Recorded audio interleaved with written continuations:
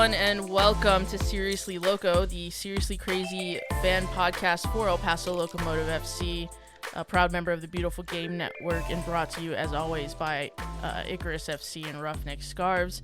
I am your interim host, Mika Burrell, and I'm joined, as always, by my co-host, Christian Canales. Christian, how you doing tonight? Doing all right. Keep it brief today. Yeah, I think that's the vibe, isn't it? But we do have something special tonight for the listeners, and I'm very excited about this because it's a friend of the podcast that we haven't had on yet, unbelievably. And without further ado, we've got Colin Deaver on with us tonight. Colin is, of course, the sports director at KTSM, and like I said, a friend of the pod, and someone who covers all matter of El Paso sports, but of course El Paso Locomotive as well. So, Colin, thanks for joining us, man. How are you doing tonight? I'm doing well. I'm so excited to be on. I actually listen. I feel like I'm a day one Seriously Local listener. I have listened since the inaugural season, and I'm actually really excited to be here. So I hope that the listeners like what they hear. But I just want to say I appreciate you guys for having me on, and I appreciate everything you do with the podcast and covering the team, because it really helps. Like I told Mika this last night, but it really helps because I do dabble in so many different sports in the region. It really helps listening to you guys talk about Locomotive, with our and help guide our coverage because you guys are so knowledgeable about the team and about soccer. So I just wanted to say that before we much appreciated, Colin. And likewise, of course. I mean, you have you're very well known in legacy media, and you get to be on TV every night, which is awesome. We have a fucking TV star on tonight, y'all. But Stop it. Colin, I just want to ask, so you are a day one, because I remember it, but we've gotten better production-wise since then, right? And just we're a little more polished than then, would you say? I'm the only one on the podcast tonight that doesn't actually have a real microphone.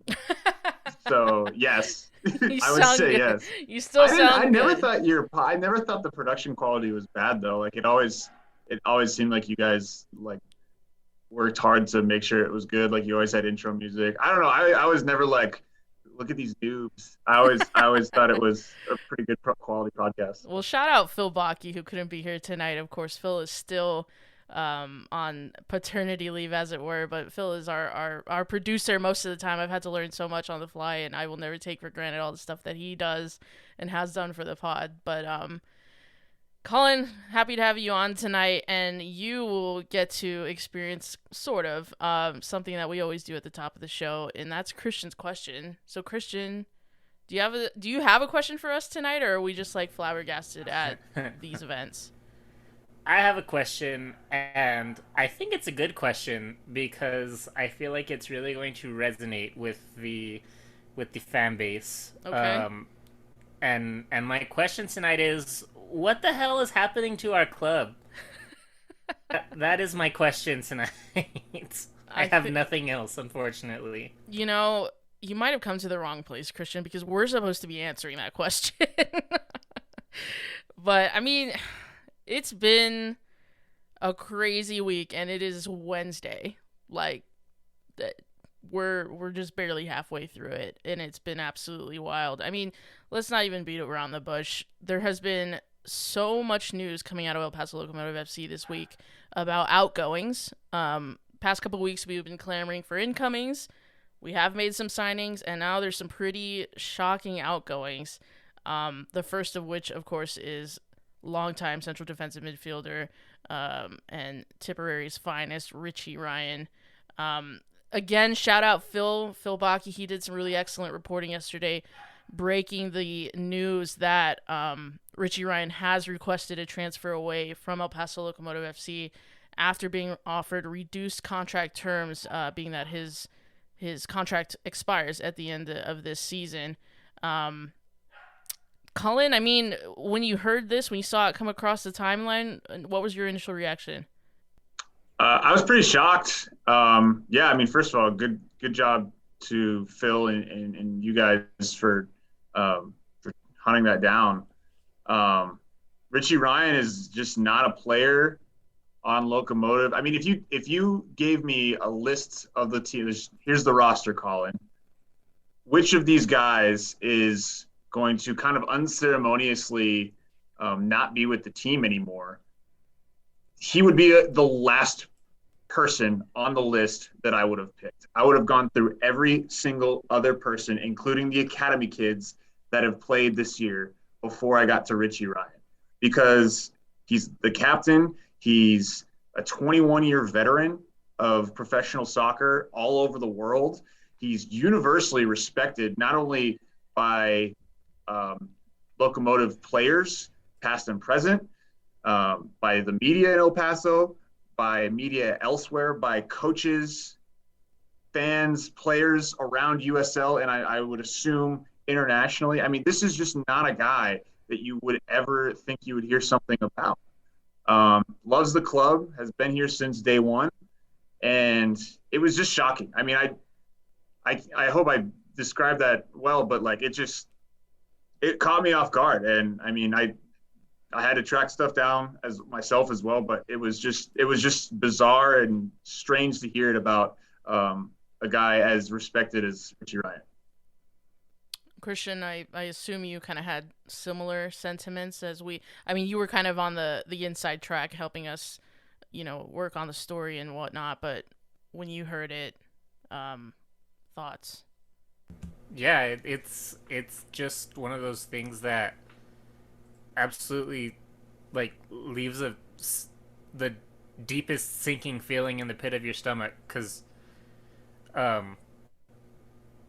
what is going on to that this is happening, I kind of started thinking not so much about Richie, but to me I started worrying a little bit about the bigger picture. This isn't something that is going to get cycled through this week and then everything will be fine after Saturday, after the next match or whatever. This is something that I worry will have a deep impression on the team, and so it was concern for me was the main feeling I think we'd use to describe when we first figured out what was going on here. Yeah, and I think concern is a good word to use. And you bring up something really interesting about the bigger picture as far as the club is concerned, the entity that is El Paso Locomotive FC. Of course, we'll touch on that, but focusing on Richie here. I mean, as I said, the contract situation, it's not unusual in USL Championship that players are on relatively short contracts. I mean, it's not like in Europe where players are given 5-year deals and what have you. Richie was on a deal until the end of the season. He is, I think, right now the oldest person on the roster, or certainly up there. Maybe Yuma's probably second, something like that. In his late 30s, still playing at a very high level, but getting up there. And Richie jokes about it all the time, in the press conferences, like, yeah, I'm getting up there, man. I'm getting old. Can't play these games whatever. He makes jokes about it, and he's very, jovial about that thing. But it is true that he's getting up there. So, I mean, if we were to try and take this in isolation, just the fact that Richie won't be continuing certainly beyond this season, but from what we understand, he wants out immediately because of how he's being treated, and that we'll get onto that as well. Are you surprised by that, or if you had heard that he had been given an extension, Colin, would you be like, yeah, that makes sense, of course, Richie's part of the furniture of Locomotive, or are you like, no, we could move him on, but with a bit more decorum, maybe? I think that, as you said, I mean, he's a 37-year-old midfielder. He himself is honest about that. I mean, nobody plays soccer forever. It's a fact of life. One day, Lionel Messi is going to retire. That is what's going to happen. It happens to literally everybody, and that's fine. It is okay. It is okay that, from a purely soccer perspective, it is, in my opinion, okay for a club to want to move on to a younger player, because a 25-year-old inherently can probably do things that a 37-year-old can't. Even though Richie has been playing very well at 37 years old, that's just a fact. Richie at 25 probably was playing over guys that are now 30, that were 37 at the time. It's just a fact of sports. What is the issue to me is how it's been handled, as you guys reported on Twitter. And I was like, we've all like kind of figured out, like, it's just, there's a way you go about things. And for a guy that has been a part of the club since day one and has been active in the community, has spoken publicly about wanting to go into coaching and like wanting to stay in El Paso, like, there's just a way of doing things. And like, you take care of guys like that. And that's across the board in sports. It's not just soccer. It's every sport. The example that I always think of for this is Dirk Nowitzki with the Mavericks. I mean, he was 38, 39 years old. And Mark Cuban said, we're going to pay Dirk to play basketball as long as he wants to play basketball. And then afterwards, we're going to take care of him, because that's what you do. That's, it doesn't matter for guys like that they maybe have lost a step. Like, you take care of people like that. That's in my opinion. And it just doesn't appear that that's what's happening here. And that's what has rubbed a lot of people the wrong way.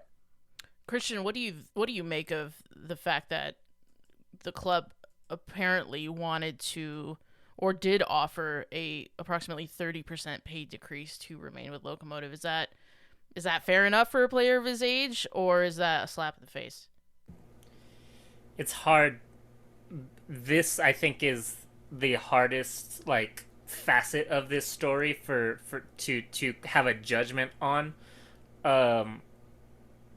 because I think as far as what you pay a player, that's a really big picture thing also. We have a general idea, a very, very general idea of, who else is getting paid what on the team, and what bracket that puts him in.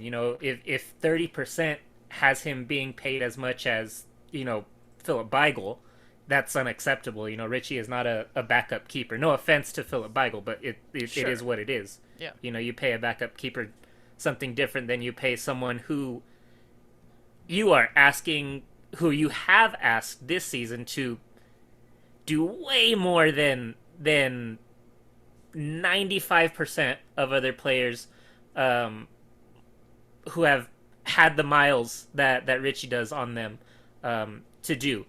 So it's hard to say that, but also, from a realistic perspective, and this has been pointed out too, USL players aren't they're not making seven figures, 99% of them, so that 30% pay cut, not to make like a joke out of it, but like in this economy, like that's significant. He has a big family. He has committed to a life here. As far as we know, I think you said it, he isn't living in an apartment that the team helped him find. He owns a home here. Yep. So to ask for a 30% pay cut is significant, I think. And to kind of like hold him hostage to that, I think, is also the bigger problem. Is you're not letting him find better. It is also kind of the problem with it for me. Yeah, definitely. Colin, I think what you were trying to get onto a little bit earlier was perhaps a apparent lack of care or due care to this player, in the sense that Phil also reported yesterday that Richie had been excluded from team training and other team activities, and the quote that Phil reported was that representatives of Locomotive contacted Richie's camp and stated, "Until this situation is resolved, it is best that Richie not attend training or team functions." Colin, I was telling this story to a colleague who doesn't follow soccer the way that I do, and I said, and yeah, it sounds like he was excluded from training, and this person said, what's the logic of that? Why do players get excluded? And I've been watching soccer for many years now, and this is a kind of a thing that happens all around the world, but I was never asked this. And so I didn't know what to say. I don't know, actually. I will admit that right now. I don't know what the logic is of excluding a player from their teammates during a contract standoff, as it were. What do you think is the reasoning or the logic behind that, or have you found anything in your kind of investigation on the situation, what the logic is, I guess, from the team's perspective? I don't know that I have a good answer either, honestly. Um,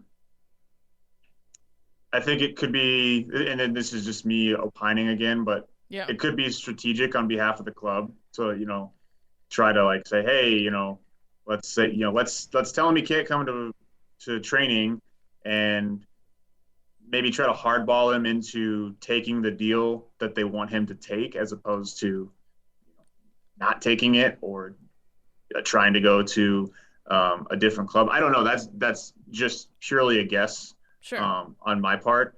But like Christian said, like, this is over. They make what, kind of the average person in El Paso makes. The vast majority of these guys. Like, this is not something that, you're making. If someone asked me or Christian to take a 30% pay cut, like, yeah, we would kind of struggle to make ends meet. Like, it's not something that you can just ask somebody to do when they're at this level, in my opinion. So yeah, I don't know. To answer your question, I don't know that I have a great answer, unfortunately. Yeah. Other than just to guess that it's probably a little bit of hardball. Negotiation tactics, you might say. Yeah.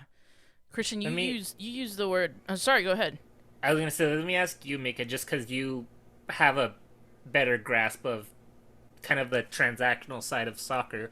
But what I'm struggling to understand is kind of like the front office's end game here. I get why maybe they wouldn't want to trade him away at this point in the season. He's an asset and the club needs assets right now, so I kind of get that. And as a player, I imagine that's just life. Sometimes you want to move, but you can't right now.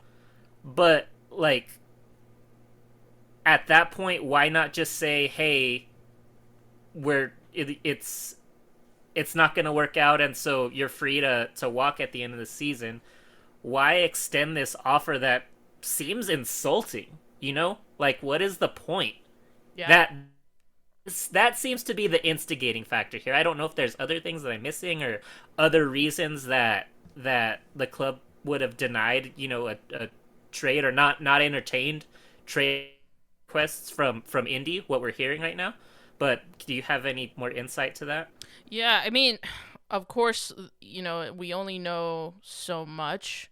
We could only report on so much, and so I want to make clear that, like, we don't want to editorialize or anything like that, or speculate too much. But what I will say is that, and this is a page out of me and Phil's book. A shout out to all the hardcore football listeners. But in the European game, primarily, and in world football, you often see this where a player is running down their contract, and the decision really from the club's perspective is either extend this player to, quote, protect value, or let them go on a Bosman, which is, a court of arbitration sport ruling that says that players can move after a certain age on a free transfer without that contract having been run out just yet. That's the Cliff Notes version. But in this case, I could maybe see that being a motivation on the part of Locomotive is, yeah, you are running down your deal. Like, if you just leave at the end of the season, we get absolutely nothing for you. Whereas maybe if we extend it and then try to negotiate with the indies of the world, then maybe we can get something. But then, we're back to this 30% pay decrease, which is like, did you really think that would be accepted? Like, I'm asking. I don't know. I think that is ludicrous for a player of his age, experience, and quite frankly, popularity. Yeah, that's hard. It's hard to say in Locomotive's terms, although I do think, right? We have observed in the wider game that is why those kind of offers are made to players, with the view of extending the contract so that they could at least get something in the form of compensation from another club.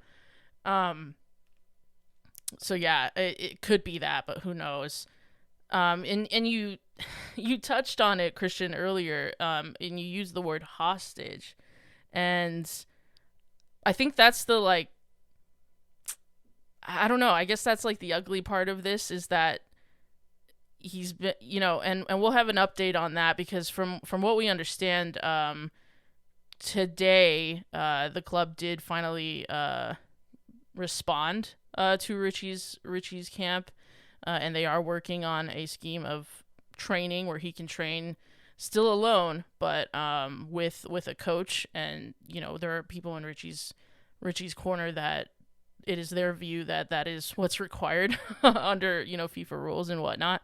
So that is kind of the update there, but prior to today, it did seem like they were just excluding him from everything. And then you also hinted at that, Christian, that there was apparently, Phil reported, there were multiple offers, quote, including both transfer fees and player trades from Indy 11. So, I mean, I guess I have to throw the question back to you guys, and maybe Colin will start with you. I mean, why would that not be accepted? I mean, we've talked about this all season long about how we need bodies through the door, as many as we can get. And if you're going to lose an asset anyway, why not replace that with another asset?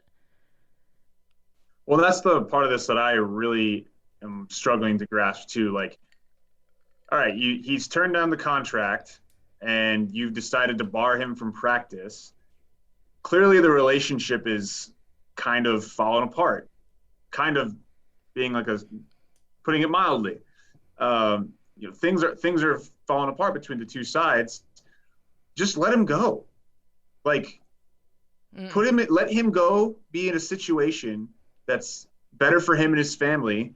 And if Indy 11 or whoever is offering compensation back, this just seems like a no-brainer to me, for both sides. It just doesn't seem logical at all that it should have ever reached this point in the road. But Indy 11 struggled this year. It's I don't know. It's not giving Richie to trading him to Indy 11 is I mean, I guess maybe it could, but push them over the top and be a championship contender. They've struggled this year, and I don't know. It just things are falling apart. Right, and Indy's problem has been the goal scoring. So right. I mean, God bless Richie, but he's not really cracking in 10 goals a season or anything like that, right? Yeah, I mean, to that on that note, Colin, I mean, the other update that we were getting from our sources is that there's been no progress on the actual negotiation of a deal for Richie to leave the club as far as a transfer right now. So, it seems to us that he's effectively just training on his own until further notice. Obviously this is a very fluid situation, and I know Colin and ourselves will keep tracking it, but that's where we are right now. I mean, that's all the sad stuff out of the way, and I say that like there won't be more sad stuff on this podcast, but let's talk a bit about Richie Ryan's legacy, because again, this is a player who's been here since day one. He made his professional debut in football in the early 2000s. He'll probably hate me saying that, but I mean, this is a player with a ton of experience all over the world, and for him to take a chance on a brand new club in the middle of the desert in West Texas and stay as long as he did, I mean, I think he's won a lot of hearts in the desert. Christian, what do you think, and what does Richie Ryan mean to you as far as his legacy at Locomotive?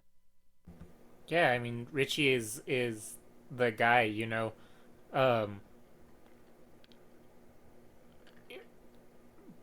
coming here from, he came, I'll have to assume, I guess, with Mark Lowry, when Mark took this job at, right.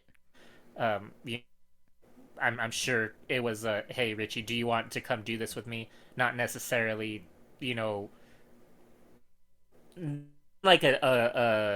a specific goal in mind for him. Not I'm gonna use him this way. Just come with me and let's do this thing. and I bring that up because I think one of the reasons that was an easy thing for Mark Lowry to do is because of, you know, Richie's ability, physically, but also like mentally. He brings so much more to the team besides just his what he can do with the football.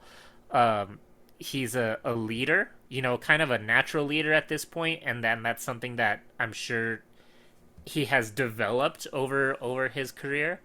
Um, so I always see him as that leader, um, and just a really good guy. At after matches, outside the stadium, or sometimes at like preseason games, getting to see him like interact with his family and stuff, and even some media he'd done for the club, in the off season, stuff like that. You can just see that he's a really good guy, and um, a really good family man, and that translates to what he's done for the team too, because both Mark and John later have equated the team to a family, and so when you have someone who really knows what that means off the field too, I think that it just makes his presence so much more important. We got a message from a listener at Jake Konecki on Twitter. He says, "Not a question, more of a comment. I always thought Richie should have been groomed to be our manager one day. It seemed like he was helping Mark with recruiting and training. I don't understand how he deserves a pay cut. He seemed to be playing well. I always hated the quote, sports is a business stuff, and I hate it even more today. Richie Ryan, along with Yuma, should have retired here and had their kits retired. Maybe not retired, but make them special like 7 at Manchester United." Colin, what do you make of this comment here from Jake? And I mean, sounds to me like what Jake is saying, and maybe I'm reading into it, Jake, but forgive me, and because I kind of believe this, is one of the best, if not the best, football minds. One of the highest football IQs is leaving the club. Would you agree with that? And what do you make of Jake's comment overall? I think that's fair. He just holds everything together, and he actually has said to me in interviews, like joking about that he's getting old and he's slower. He's like, well, I've always been slow, and the reason I've been able to like play as long as I have is because he thinks the game so well. I mean, he's played professionally since he was 17 years old. You see it. I mean, he started 19 games this year. The other 21 the other 2 matches, he came off the bench because like they needed him to play. I mean, still at age 37, like an integral player, because like he's able to hold things together in a way that few other players can. And as far as like the sports is a business thing, actually really stuck out to me from Jake's tweet. Like, yes, it is. We all understand that. All of the players understand it, especially guys like Richie who have been doing this as long. Like they get it. They understand like that clubs will have to make decisions sometimes that maybe aren't the most popular with players or fans or coach or whoever. But like you can't lose sight of and this is any business. This isn't sports. This is, running a TV station or like a principal at a school or like running a restaurant. It doesn't matter what it is. It matters how you treat people. And if like the number one thing on your list is just the bottom line, or we're trying to win championships at all costs, and it doesn't matter that we're, screwing over this player or that player, that's going to eventually get around. And it's going to affect the reputation of your business or your team. And like I said earlier, like there's just a way to go about things in terms of treating people. Like it's not hard to be nice to people. It's not hard to treat people with class and treat people with respect. And that's where the business side of it, again, yes, I understand it's a business.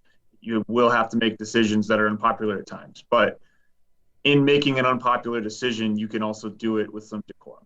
So that's kind of where I stand on this.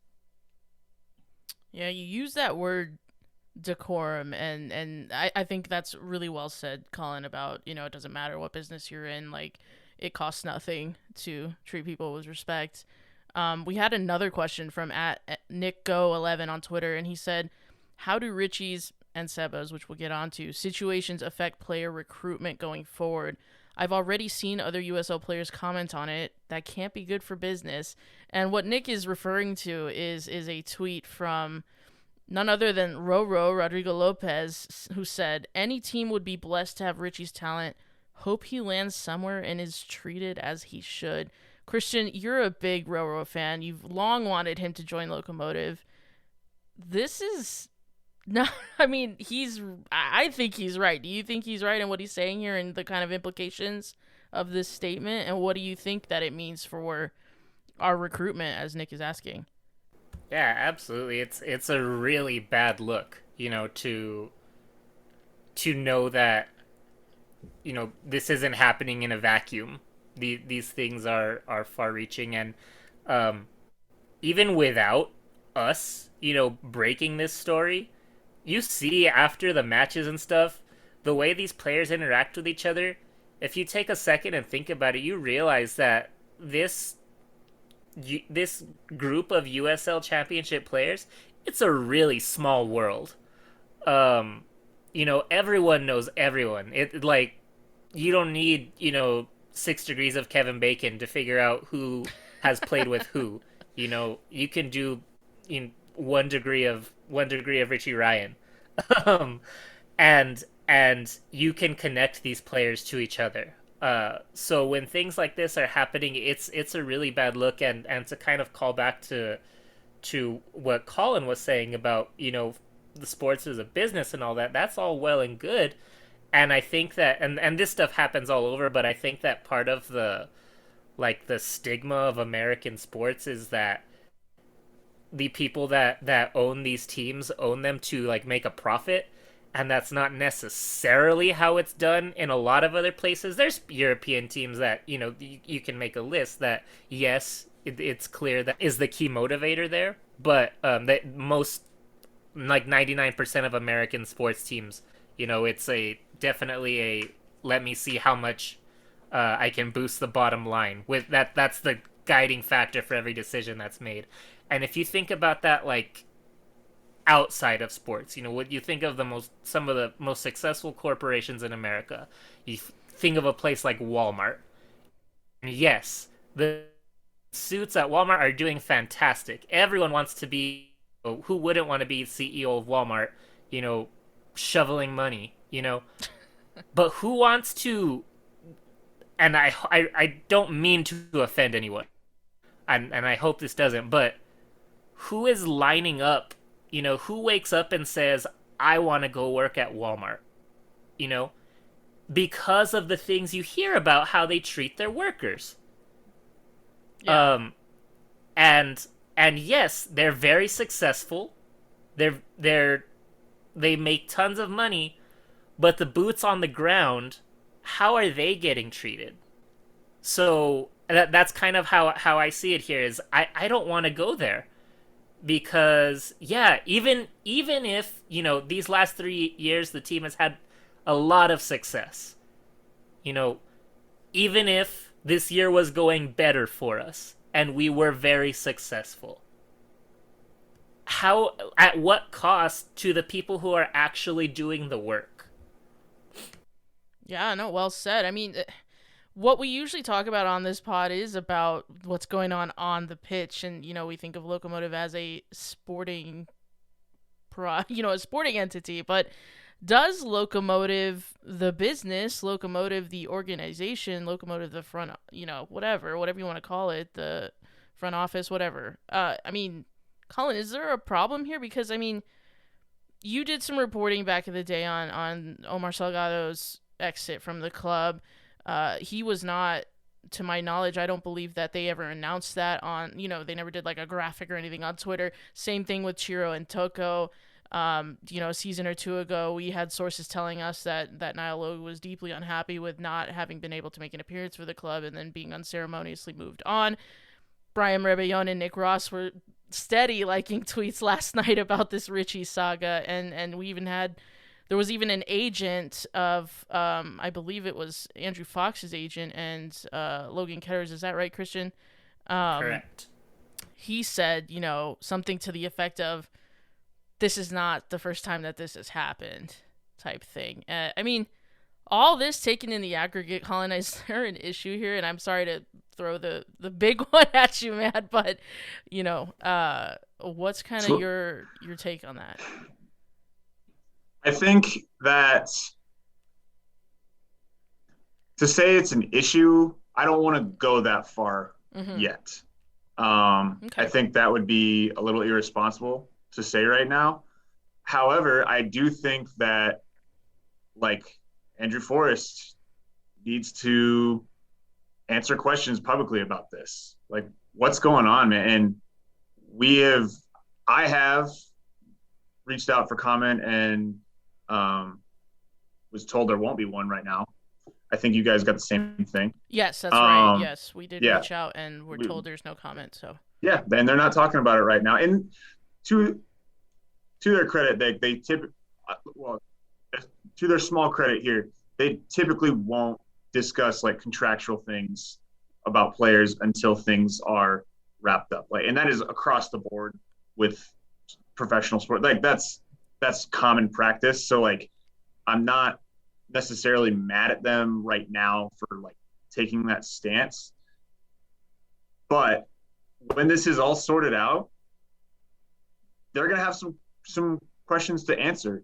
Not only like I want to talk to them. I want to ask questions. I want to have, see what happened. Like get their point of view on this. One, two, like we are not the most important people that are going to have questions about this. I'm going back to that tweet that you referenced a minute ago. Like, could it affect recruitment going forward? Like potentially, yeah.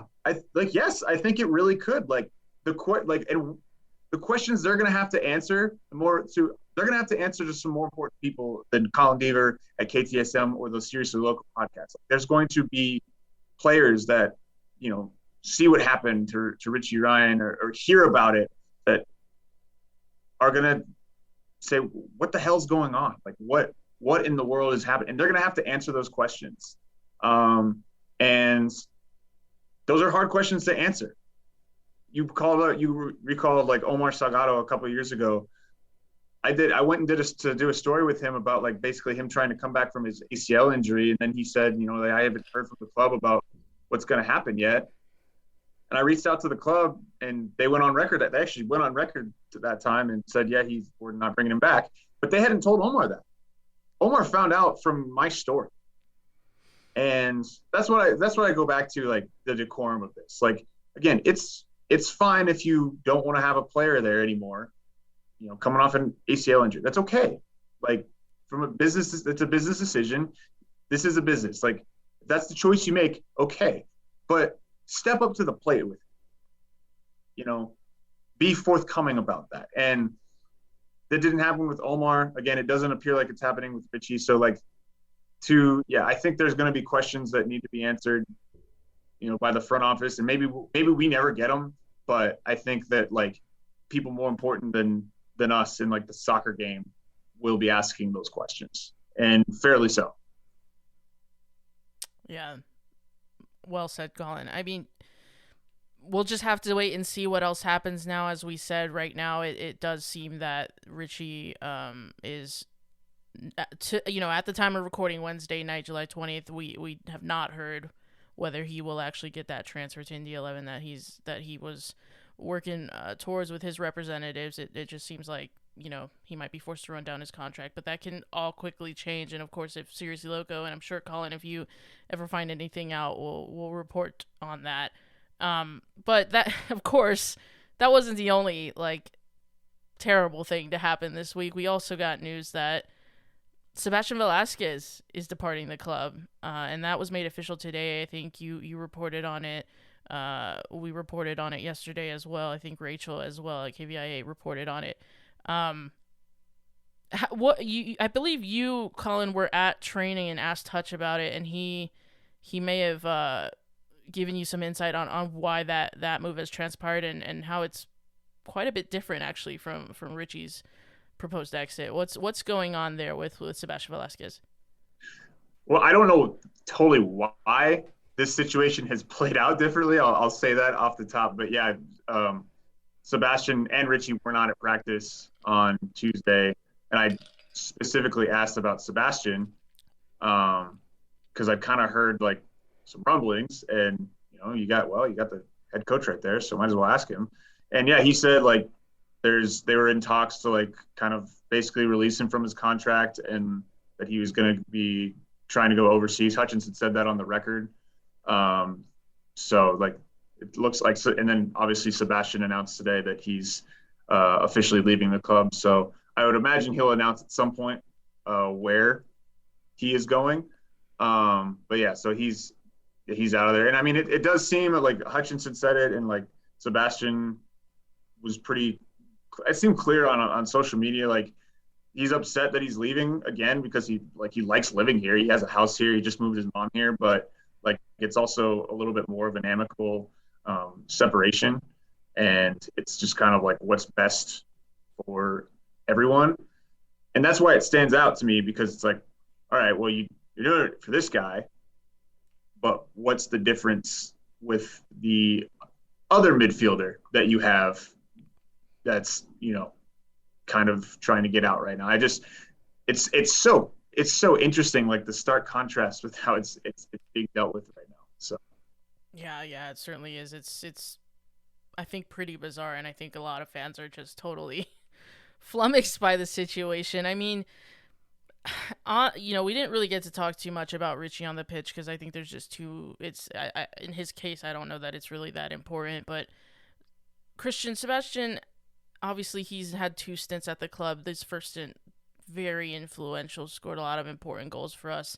Just a really wonderful dribbler on his day, so creative and exciting to watch, and has a lot of flair. But he came back from I think it was Bnei Sachnin in Israel, rejoined the club, and do you think that his influence has been close to that level, or not even, or what do you make of what Seba has offered on the pitch since rejoining Locomotive? And do you believe that this is more of a defensible footballing decision? Yeah, this makes a lot of sense from an output standpoint.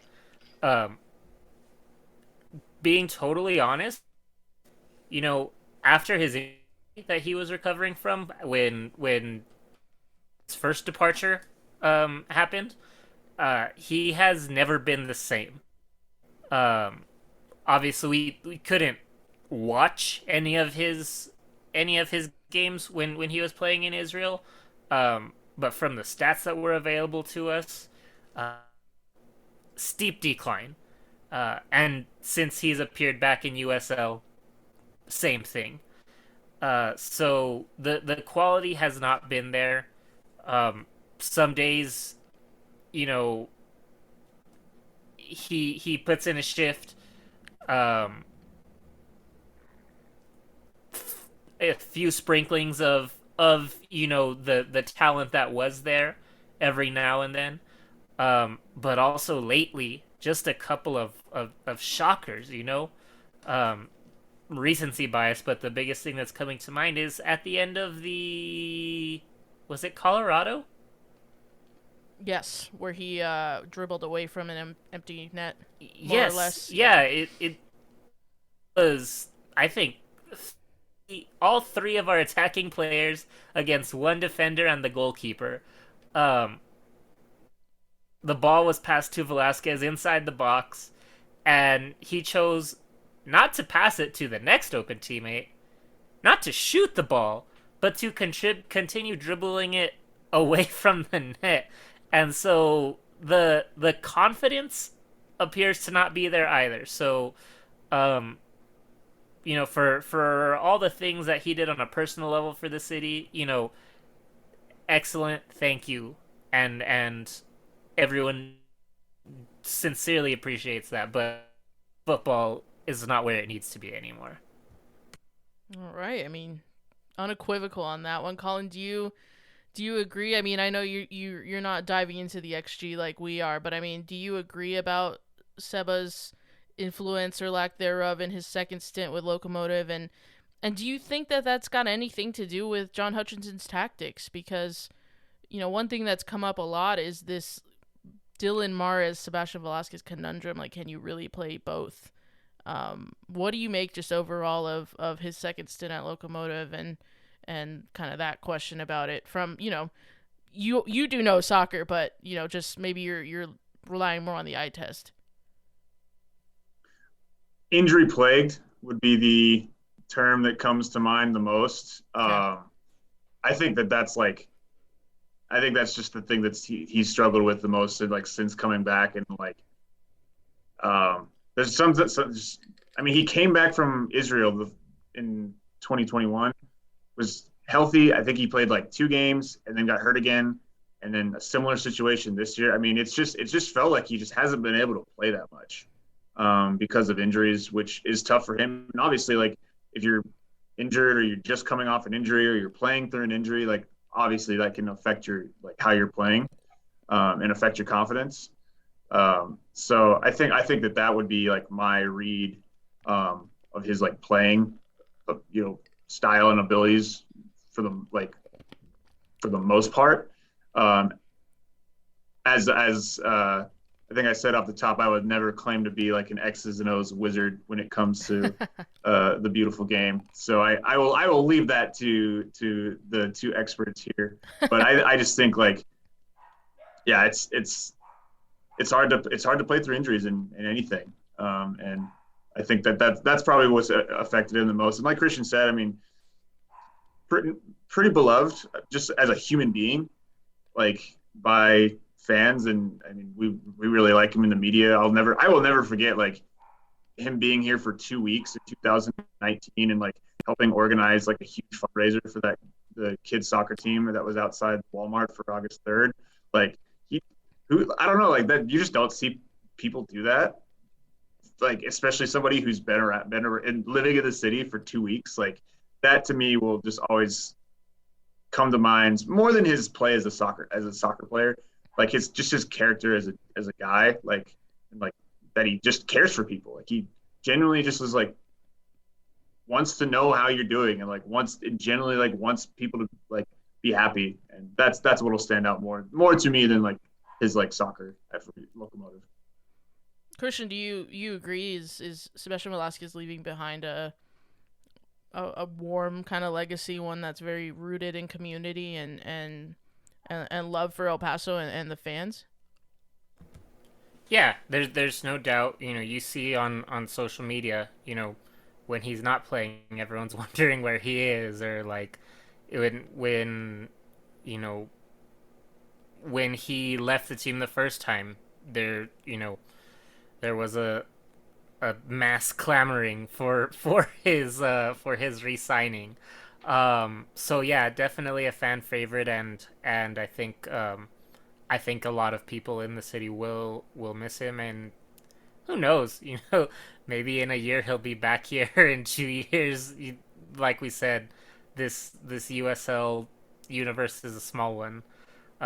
So who knows what lies ahead. Where did that lead you? Back to me. Oh my goodness, you brought up the hashtag transfer saga. I think that was the first piece I ever wrote for Seriously Loco. My God, where does the time go? And since then he's come and gone again. So I mean, wow, there's just so much has happened, not only this week but just in the past 3.5 years. I mean, guys, lots of stuff going on, obviously, with Sebastian and Richie, 2 stalwarts of the club in their own ways, leaving. I mean, just finally, where do you think, Colin, I'll start with you, and then Christian, I'll ask you as well, where do you think this leaves the actual playing squad? We're getting to the business end here, trying to qualify for the playoffs. Many teams with games in hand. I mean, can we do it without these 2? Yeah, I do. Obviously coming off a 4-0 defeat to Oakland. Hutch called it like a blip on the radar the other afternoon, I guess. Okay. So that was like before all of this, like that was the main takeaway, that they weren't super worried about the 4-0 defeat, that they just, hey, it happens sometimes, and they'll keep rolling. Look, it's still a talented team. There's still a lot of quality, really good players on the roster. It's just a matter, and what like everybody that's left on the team now really has to do is kind of band together, basically. And I know that sounds super cliche, but like this can actually, a situation like this can truly splinter a locker room. And to continue like playing at the level that they've, you know, been playing really since they've been a club, and certainly this year under new management, I think that's what's going to have to happen, because they still have plenty of quality players that can get the job done in USL. It's just a matter of like, okay, are they going to stay together, or is this just going to fall apart?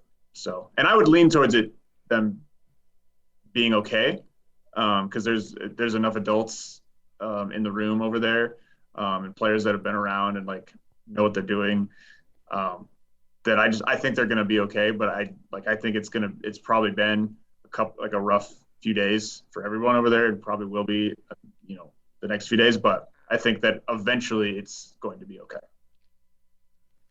Christian? I'm a little more pessimistic about it, actually. I have already thought for several weeks that this season is kind of on a nice edge. And while I do agree with Colin that there is certainly enough quality in the locker room, this is hard. Richie is all but gone. Yuma is injured, and I think it was described as kind of a 50-50 his availability for Saturday. So Yuma is injured, and obviously he will likely come back, before the end of the season. So that leadership will still be there on the field. But it's like I said, it's very concerning for me, and I think that things were already, we're playing on very fine margins here, and I just think that this may just be kind of the straw that breaks the camel's back here. The whole situation, I haven't made a basketball analogy in a long time, actually, so I'm about to do that again, and I'm glad that Colin's here because he'll appreciate it a little bit. I'm outnumbered. This whole situation is reminding me of, my San Antonio Spurs in the 2017-2018 era. You have Tim Duncan leaving, who is the guy in that club. If I had to like equate anyone on our roster to Tim Duncan, it would be Richie Ryan, just that guy, and the one that everyone looks up to in the locker room. And after he left, the locker room kind of the chemistry changed, and you have a new star. Kawhi Leonard was coming up, and he actually had kind of a similar situation where his camp is wanting to do one thing, the team is wanting to do another thing, and they were kind of at a standoff, and it ended with him leaving, and the team has not been the same since. Is the short story, and so I think that's kind of where we're heading. For me, that's just from what I know in the history. I think that if we weren't in a rebuilding period before, I think that's where we're heading to, and it's worrying for me. Fair enough. I think I'm kind of like, personally, I think I'm kind of in two minds about it, because while I totally agree with Colin that there is enough quality in this side, I just wonder now if we've become even more top heavy, because Richie Ryan has been the defensive midfielder, and I think that is such a hard spot to recruit for, and that's huge shoes to fill as a player and as a man. I assume Liam Rose will take over at the base of the midfield, but obviously that remains to be seen. We know that Hutch he can and will tinker and play players in different positions if needs be, but we'll just have to see what happens, fellas. And Colin, I mean, I thank you so much for joining tonight. I hope it was as fun for you as it was for us. It's been an absolute pleasure, man. And I mean, everyone knows who you are, but I will still let you do it. Where can people find you if they want to see more of your work? I guess, well, at 6 and 10 p.m. Monday through Friday on KTSM. Tune in. I, I don't think the local TV ratings are what they once were, but just tune in anyways. We have a web stream. And then just on Twitter, it's where I'm at most times on social media, just at Colin Deaver TV.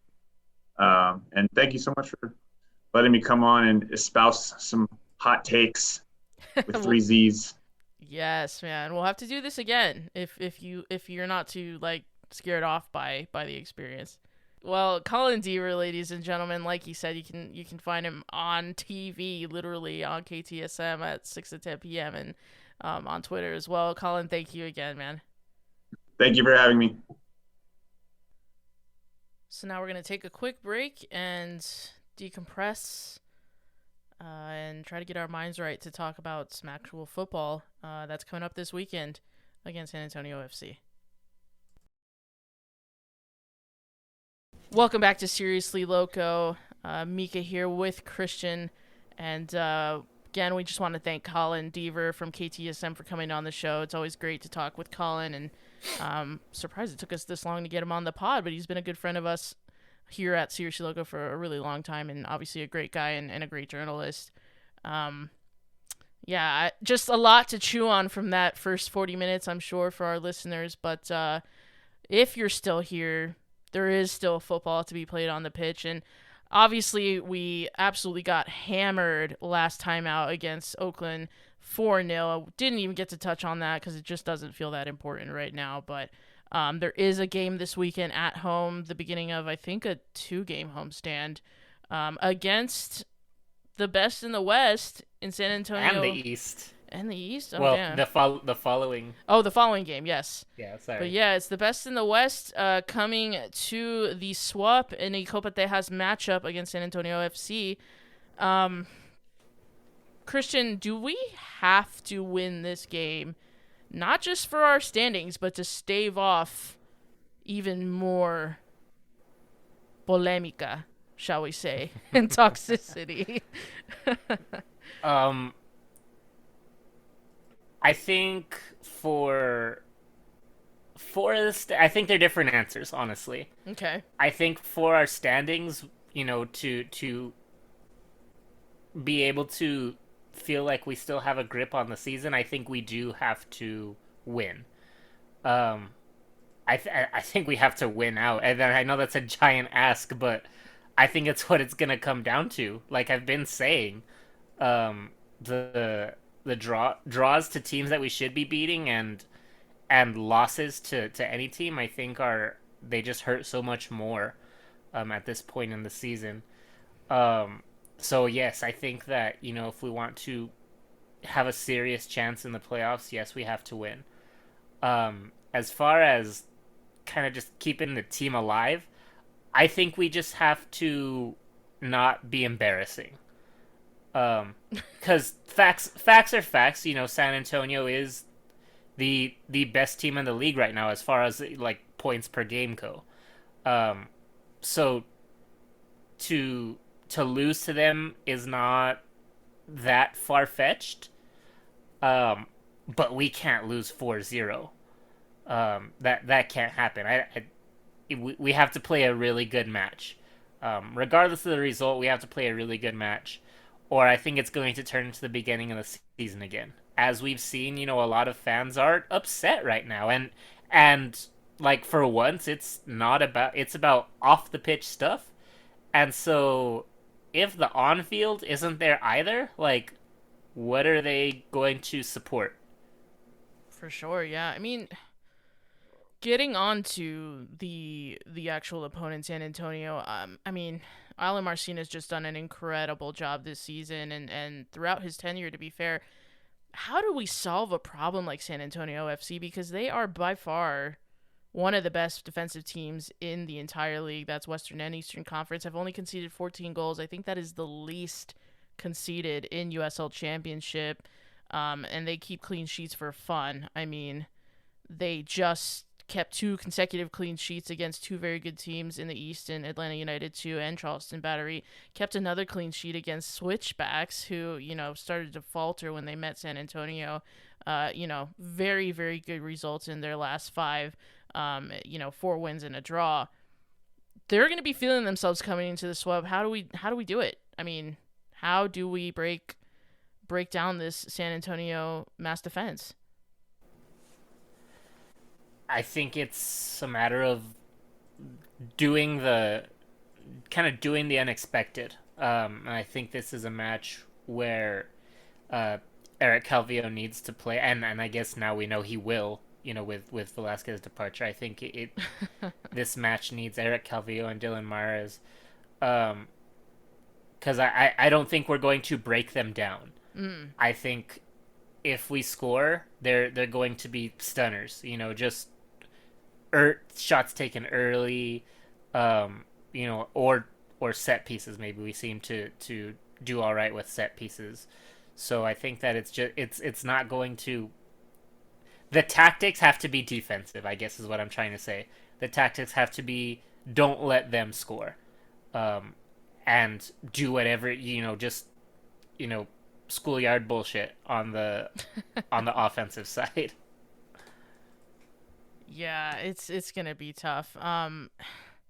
Who is the danger man or the danger men in the San Antonio side that you think we really need to be weary of and aware of as they come to El Paso this weekend?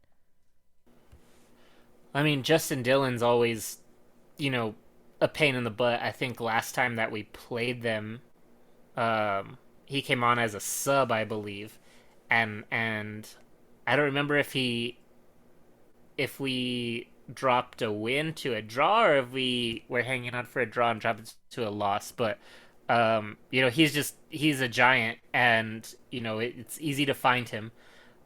So keeping him under control is important. And then PC as well. PC is such a fantastic creator offensively. So I think that those are the guys he needs to keep under control to make sure that run away with this game.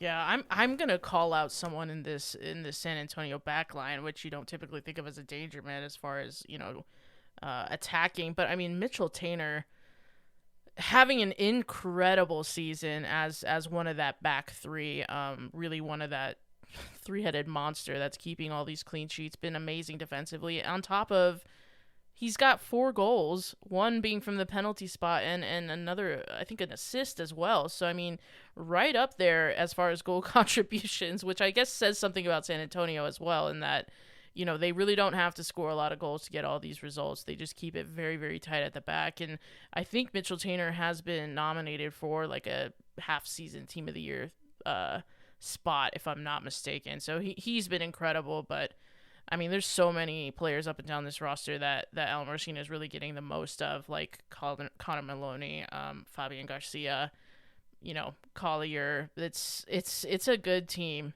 and I think this is a huge test, and they've already gotten the best of us once this season, if I'm not mistaken. I think very early on, when we still didn't know what this team was really going to look like under John Hutchinson. So yeah, I don't know. I mean, as far as the actual match day, do you expect it to be as rowdy as it usually is, given everything that's gone on? Because I think Eighth Notch is planning on a TIFO, but now I'm wondering, like, is it going to be a little bit more subdued?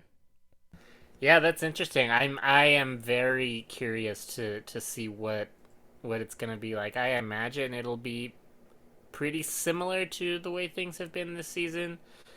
Like I said, unless this turns into a shocker. Yeah. I mean, I think it would be funny in the saddest way to talk about who we think might actually appear in this 11. I mean, Christian, gun to your head, who the hell is starting for Locomotive on Saturday?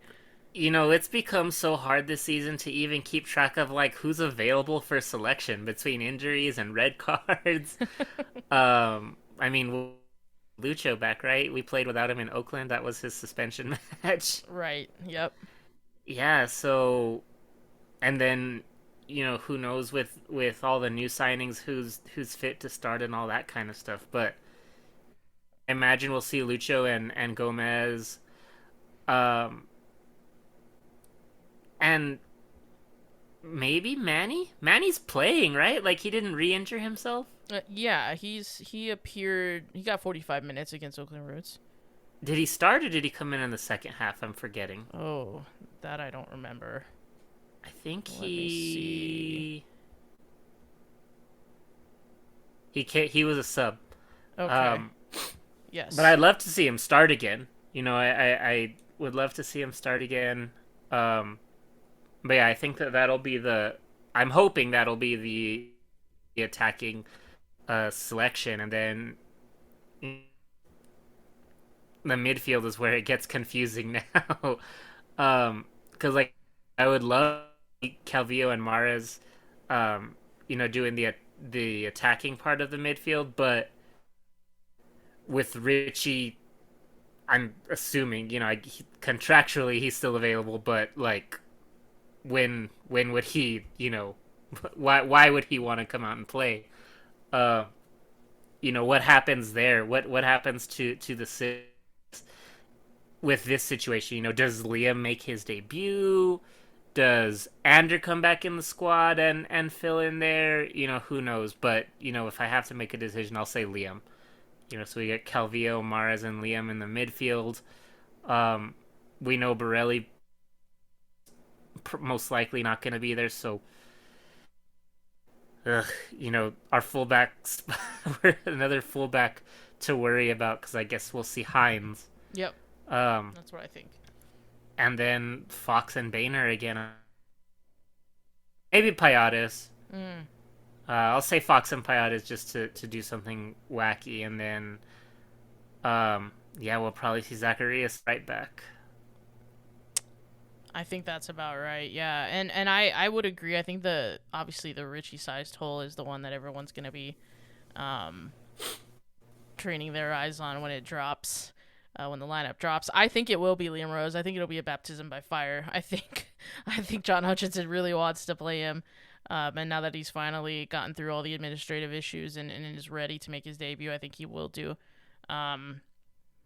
This is huge. This is really, really big in the context of everything that's going on around the club, our position in the table, and potentially, humbling a really big in-state rival, a Copa Tejas rival at our stadium.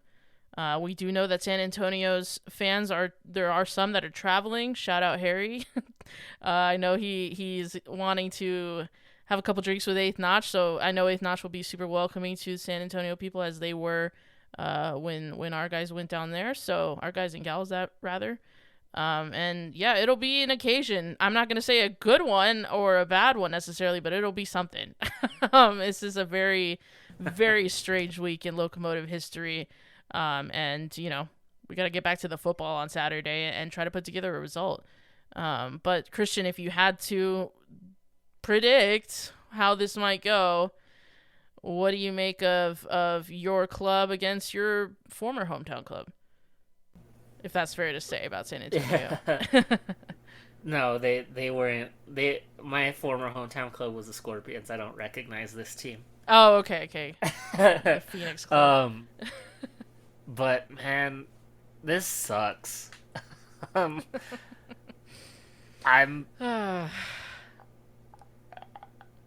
going to be like as optimistic as I possibly can and call for a 0-0 draw.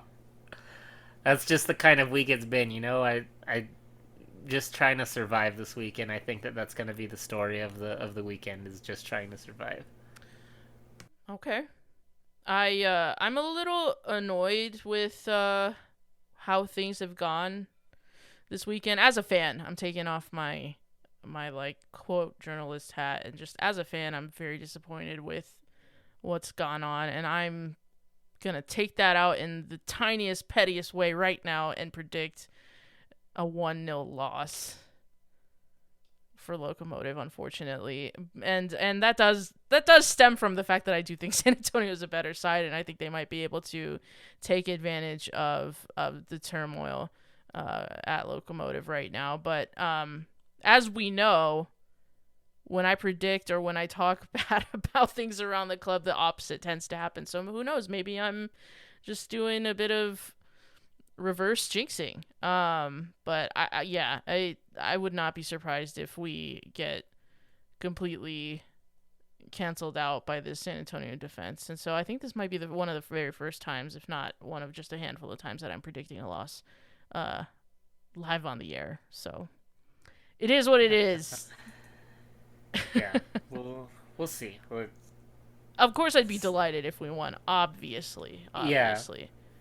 But as cliche, like as much as people in the team have said it during the season, like with everything going on, it really is at a time, I guess, and just trying to keep the ship afloat.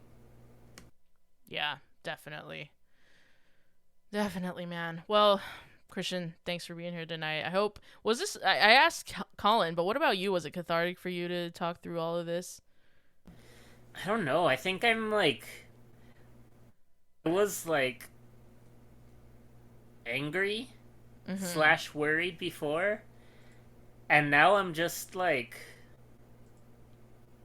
indifferent almost. So numb. Yeah. I don't know if that counts as catharsis. If I don't feel good about anything.